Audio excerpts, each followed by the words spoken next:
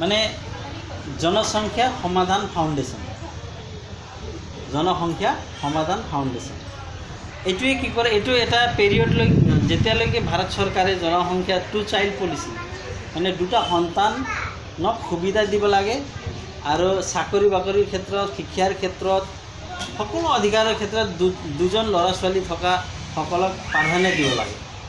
আৰু সমস্যা ভাৰতৰ এতিয়া সমস্যাটো কি, আচল সমস্যা জনসংখ্যা, হয়নে নহয়? চবেই জানে নাজানে? এবাৰ জোৰছে কওকচোন, জনসংখ্যা, জনসংখ্যা বুলি কওকচোন। তো এইটো নিয়ন্ত্ৰণ কৰিব পাৰিলে অট'মেটিক ভাৰত এটা বিশ্বগুৰু হৈ যাব। কিন্তু যেনেকৈ পপুলেশ্যন বাঢ়ি আছে, আমাৰতো বহুত কণ্ট্ৰল আছে, কিন্তু মিয়াসকলৰ কেনেকৈ আছে চাব, হয়নে নহয়? যদি আমি এইটো কণ্ট্ৰল কৰিব নোৱাৰোঁ, যদি সিহঁতক নাকি লগাব নোৱাৰোঁ, তেতিয়াহ'লে আমি যিমানে আমি খেতি কৰিম, ডেভেলপ হ'ম, কি হ'ম, কাম নাই। চুৰি কৰিব কোনে আহিব ৰাতি? এইবিলাকে যাৰ 10টা ল'ৰা ছোৱালী, 20টা ল'ৰা ছোৱালী আহিব, আমি গোটেই ধানটো কাটি পথাৰত ৰাখি দিলোঁ আৰু ৰাতি আহি লৈ যাব, হয়নে নহয়? আমিতো সদায় যুদ্ধ কৰিব নোৱাৰোঁ। গতিকে তাৰ কাৰণে 1 বছৰৰ টাৰ্গেট লৈছে, 1 বছৰত এইটো কানুন আনিব।